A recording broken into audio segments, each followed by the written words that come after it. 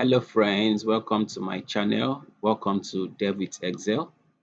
All right, so in this video, we are going to be solving exercise 2.8, and then this talks about expanding our application by allowing users to add phone numbers to the phone book. It says you will need to add a second input element to the phone. All right, so that's what they have here. So they expect us to write another input for the number, right? So after everything, the application is expected to look like this. So here we can actually see that here we have the name input and also we have the number input, such that when we click on this add button, the name of the person and the person's phone number is being rendered on the screen here. So this is exactly what we want to do. And previously, in the previous video, we solved exercise 2.7, and here we were able to prevent a user from adding a name that already exists in the phone book, right? Okay, so heading on to exercise 2.8, let's go to our code. Let me scroll this up. All right, so here is the setup for exercise 2.8. That's step 3. So I am already running this. All right, so let's go to the browser to see what is returned. Okay, so here is what we return. So right now, when I when I write a text such as hello React and I click on add, we have hello React rendered on the browser, right? Okay, so now we want it in a way that we are going to be having the name of the person and the contact of the person displaying side by side. So let's begin with Atto Hellas. Since Atto Hellas is hard coded into this program, let's go to the main.jsx. So I'll just minimize this part and do the same thing here. So going to the main here, we have just name here. So I'm going to be adding a number property to it. And then let me just give it any number. Let's call it 123-456. All right. So saving this, we can see that this is returned on the browser, and this is so because I had already previously added person's dot number. So when I remove this, you can see that this number is not going to be showing here. So to make that happen, we simply just add the person's number to it. So we make sure we have our person dot number like this. So this helps to show the number property of the person array right here. All right, so the next thing we want to do, I think we need to create an input that is going to reflect here to be a number input. So we simply just come here.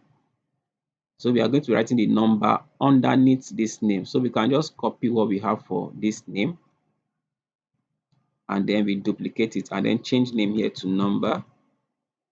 And then we are going to be changing this part and this part too.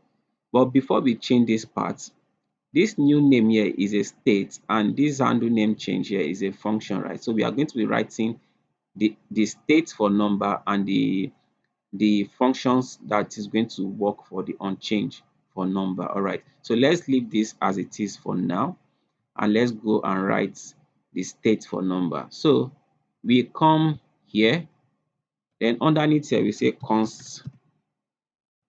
Let's call it new number comma set new number, and then we say equals to useState, and this is going to return an empty string, right? So that should return an empty string. So let's save this.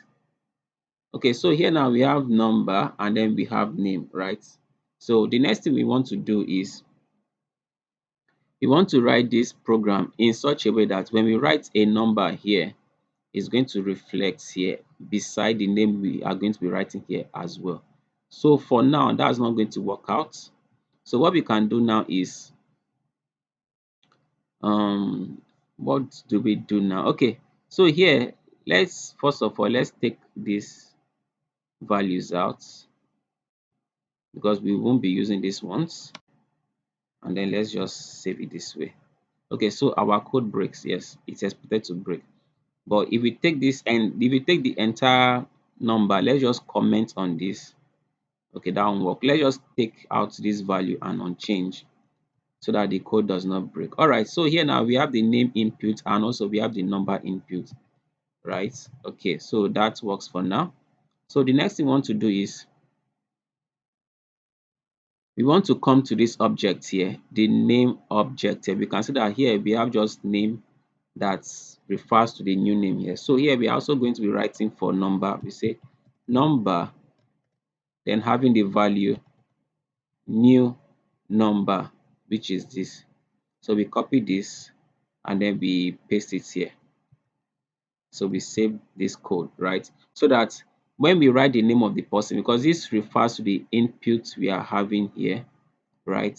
And also this refers to the input we are having for the number parts, right? So when we write anything here, it gets concatenated to the person's array, right? So this comes out as an object, which is concatenated to the objects we have in this person's array, right? Okay, so that's the way it works. So after doing this, the next thing we want to do is, okay, so let's create the function to handle the name or the number change, right? Before we do that, let's write the value for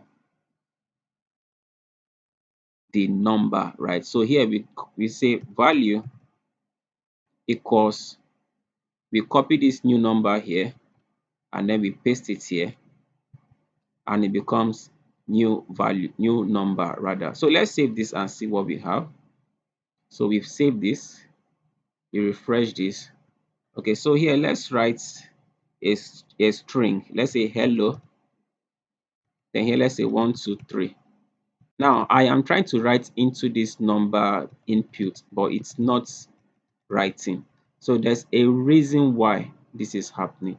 It's happening so because here we have a value value attribute here, but we don't have an unchanged attribute, right? So we need to write an unchanged attribute such as something like this. But before we can do this, we need to write a function to handle the number change. So this function is going to help us to edit whatever is being written inside this input. So we come here and say we can just as well duplicate what we have here and then change this handle name chain to handle number change, right? So here we won't be having set new name here. We are going to be having set new number. So we copy this set new number and we paste it here.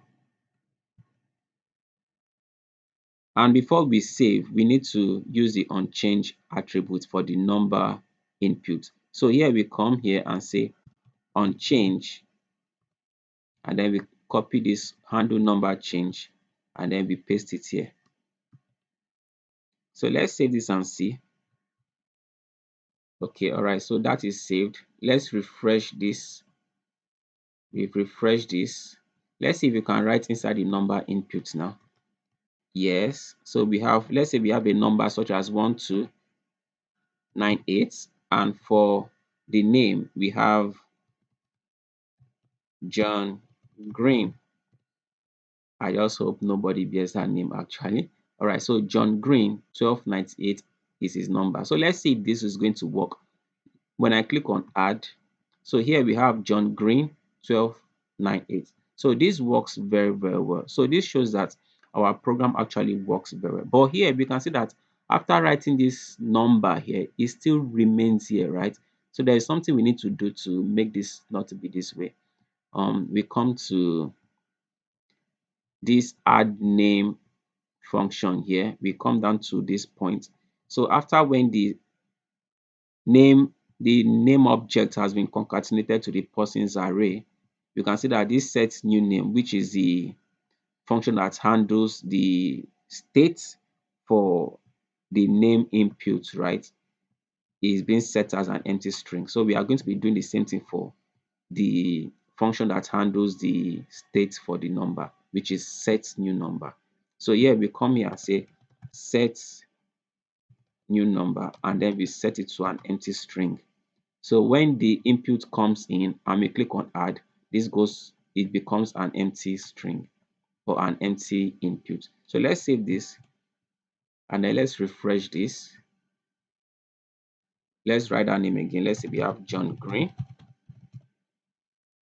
and then we have 564-34. Let's click on add. Okay, so this name and the contact gets rendered to the browser, right? So we can see that we no longer have these contacts remaining in this input here. So I believe this is what we are asked to do for exercise 2.8. Let's go back to be very sure. It says we should expand our application by allowing users to add phone numbers to the phone book. All right, so this is what we've been able to do.